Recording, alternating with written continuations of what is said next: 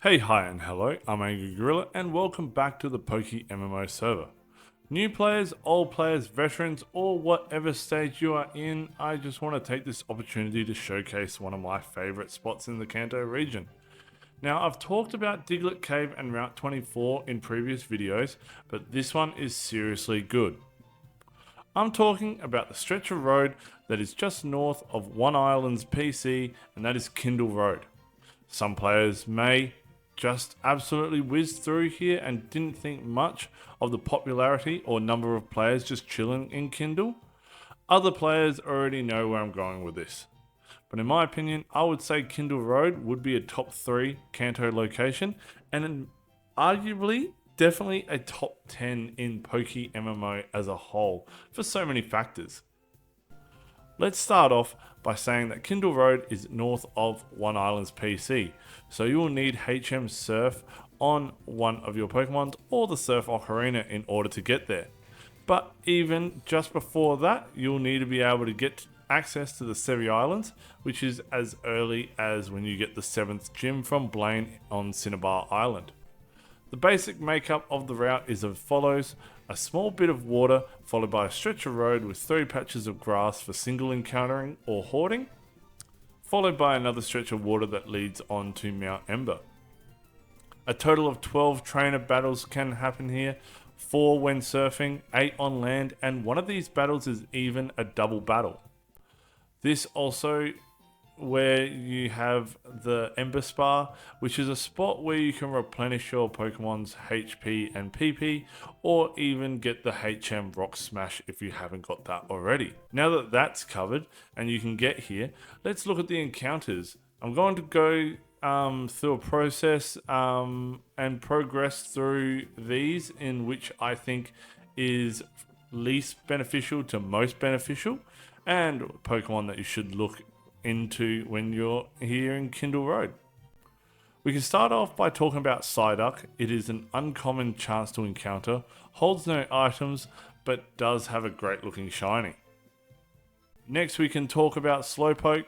It is a rare chance to encounter, but could also hold a lagging tail, which has been used in Ditto catching strats, as well as a chance to hold King's Rocks. And now its shiny version. Not too bad. Next you can encounter a Persian with its uncommon chance to encounter. It holds a Quick Claw, which is a quick 1000 Pokeyen to sell on the GTL or at any sort of Pokemart. And next is pretty much its identical shiny. Not too much changes on it, but a lot of people like it. So Rapidash can also be found here, although a rare chance to encounter. But it could hold a Shuckerberry, which too is a 1000 Pokeyen sale on the GTL, but it also boasts an absolute gorgeous shiny variant. Next is the pair in Spearow and Fearow, which can both be found here in Kindle Road. It's an uncommon chance to encounter, and both has the chance to hold Sharp Beaks, which boosts flying type moves by 20%. Also not bad sale on the GTL.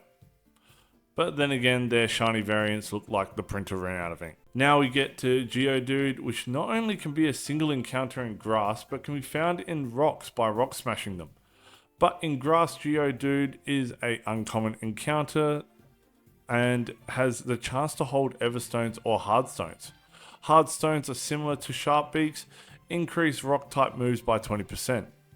Whereas Everstones are extremely sought after thanks to being able to lock a Pokemon's nature when breeding. Now, like I said, Geodude can be encountered via rock smashing through rocks, but you can also encounter Graveler as well. The two not only could hold an Everstone or a Hardstone, either of them could hold any of the Kanto region fossils. The Dome, the Helix, or even an old Ember. These can be sold on the GTL or revived into Kabuto, Omanyte, or Aerodactyl respectively. There are a total of 13 rocks to be crumbled on Kindle Road, which I have a guide explaining, and the link to that video is in the description. Lastly, these two, we can say that the shiny variants, one is a lively Nugget, and the other, in my opinion, is meh. Now we're going to talk about the Horde Pokemon in the location. The first being Ponyta, with a common chance to encounter Ponyta. It also has the chance to hold a Shocker Berry like Rapidash, and also has an absolute beautiful shiny variant. The second Horde encounter is Meowth, the feature piece of Kindle Road. And with an uncommon chance to encounter, it also comes with the chance of holding Quick Claws like its Evo Persian, but Meowth also has the chance to hold Amulet Coins, which are extremely sought after item and consistently used item across the PokeMMO community. Now, saying this, I will be releasing another video looking further into this, so be sure to subscribe so you can check that out later. And like the others, I don't mind the shiny variant of Meowth. It is much better than what its Evo can offer, so I do hope I get one day, and if I do get it, it has the ability pickup. Now, like any route, you can use lures, and the lure exclusive encounters here in Kindle Road. In grass, you can come across a Flareon, the fire evolution of Eevee, and in the water, you can come across a Lantern. Flareon holds no items, but Lantern can hold either a yellow shard or a deep sea scale, which is worth a fair bit on the GTL. Even though the chance of finding a lure exclusive shiny is slim, it's not zero, so let's have a look at these two. And lastly, if you're single encountering, you do have the chance, being in Kanto, to encounter one of the 3 legendary birds, Articuno, Zapdos, or Moltres.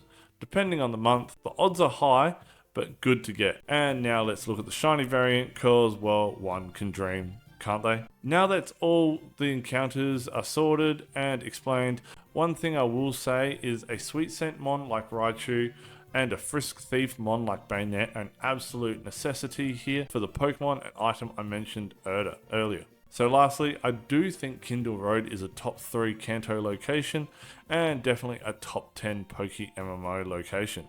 Maybe even top 5, but that's a discussion for another day. I do hope you enjoy this location showcase and breakdown, and if you want to see me do another location like this, let me know in the comments where you would like to see me do next. Like I said, I do hope you enjoy the video, and I'm glad to be back making PokeMMO content, so be sure to subscribe and like the video if you haven't done so already. Like always, look after yourself, keep cool, stay safe, and I'll see you on the next one. Cheers.